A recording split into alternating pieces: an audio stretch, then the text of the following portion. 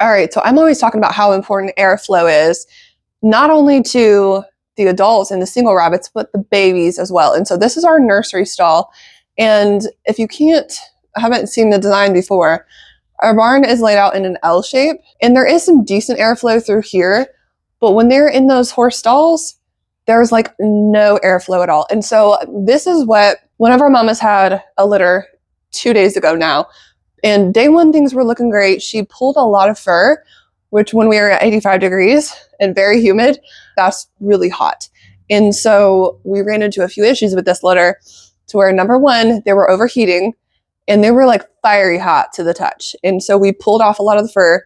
Now what we're running into is, number one, mama is super hot, so she's not getting up and feeding them like she should. And she's feeding them just enough, but I think she's also not drinking as much as she should. But I've put electrolytes in her water. I've put Mana Pro in her food to get her to eat more. And it's helping, but it's still not enough. And on top of that, the litter is getting humid and kind of damp. With it being so hot, it's not the end of the world, but it's still not healthy for them, and they're not going to thrive that way. So I'm going to show you at least where I moved them out to, because it's more airflow than in the barn. So I still have a lot of these lean-to hutches that the airflow underneath helps. And we just have the tarps on the ones that where the sun comes in and could hit them directly. But there's a lot of airflow for these. And now when it's not raining outside, the tarps are always down. So it's as much airflow as possible. So we're gonna get the litter out and look at them and see what their state is. Now they've been out here for about 12 hours, and in the evening it's about 65. So it's tolerable for them then. Okay, so this is what they look like right now on their own. I have not touched them or dispersed them. And first thing you can notice, half the litter is over here and half the litter is over here. So that tells you they're hot. Now I was thinking I was gonna have to hand feed them, but look at how pudgy this one is. So this one's gotten fed. This one isn't bad. This one's super full. This one's definitely on the thin side here. And this one's got a wide belly too.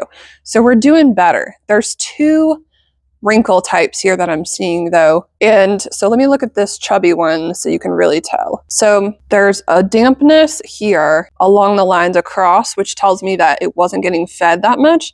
But it's also where their skin, especially on the sides here. So this one here obviously recently got fed well. It's super pudgy. But it also has these dehydration lines which go across. But this is also what the dampness looks like. So they've got the fur and the humidity in the straw. The straw is just staying damp too.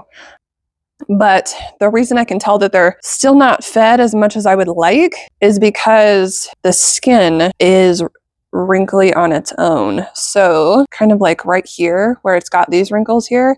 So that tells you they're not getting as much milk as I would like to.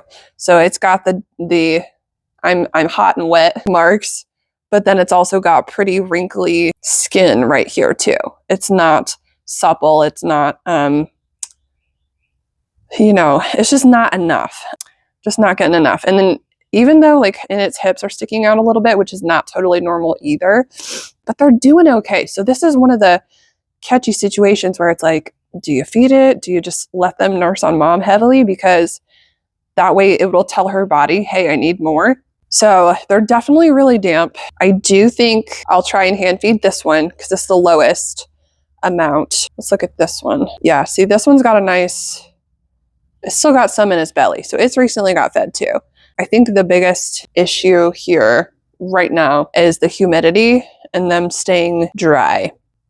So I think I'll try just give this one a little bit more, but then we're going to wait. We're not going to hand feed them all and check them again tonight. If you want your expensive hobby to stop taking from your living expenses and start paying you back, then the Profitable Rabbitry Playbook is my strategy and guidebook for how I run and operate a multiple 4-figure a year rabbitry on 15 rabbits or less. It goes over the business strategy, the herd management, the marketing strategies, the business decisions that you need to make in order to have a profitable hobby that you enjoy, but pays you back at the same time, turning it into a business. So if that sounds like something you want to check out, the link is in the description.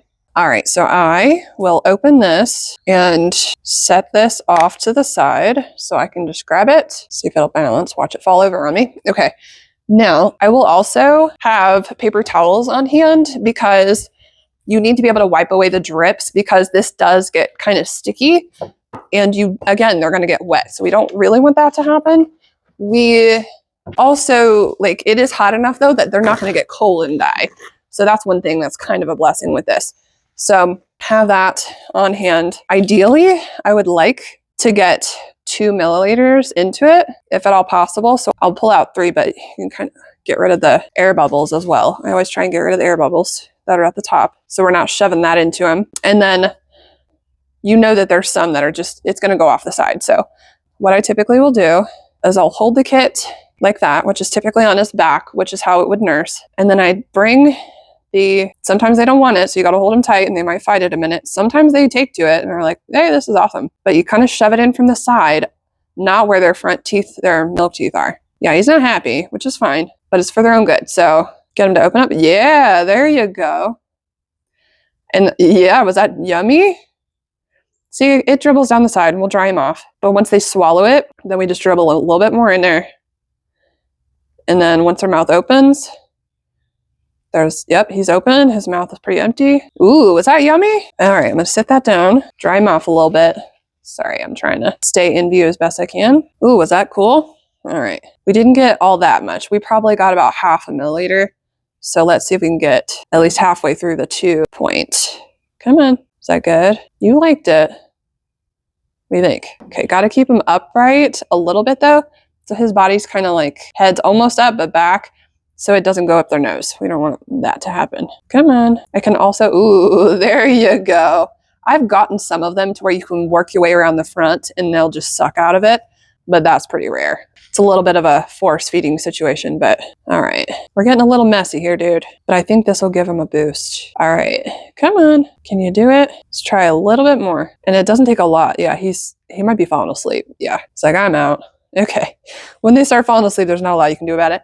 If the nozzle is clean and there's no fur on the end of it, I will put it back in the jar. But otherwise, I'll just shoot it out and not put it back in there. But let's see if we can look at his belly too. Dry your legs off as best we can. Yeah, see, look, he looks a lot more pudgy. So it was a little bit more of a pudge there than he originally had. Okay, we are about 11 a.m. the next day. And they are looking so much drier, which is makes me so happy. You can kind of see a little bit of dampness, but I mean, it downpoured last night. So considering how humid it is, it's even worse than yesterday. I'm really happy with the way that they look. I think today I'm going to take them all out and replace the bedding material with fresh, as dry as possible that I can find. Unfortunately, unless you keep your straw bales in a trash bag, it's gonna, they're gonna get humid. So we're gonna replace what's in here, try and get it dry. And then I kept a little bit of fur from when she pulled too much. So we'll put a little bit layer under there, but not a lot. And hope that they, help them, it'll help them stay dry. This whole week is supposed to be pretty wet. So, I mean, but their fur looks good. So I'm really happy with that. The one, let's see if we can find the one. I think this is probably our skinnier one. Okay. No, that one's doing fine too. This one is probably the one we fed last night, is what I'm guessing by the shape of it. It still looks a little on the thin side, but everybody else is nice and fat. So we still got 6 live ones. So I think we are doing way better than I expected. So I'm really, really happy about it.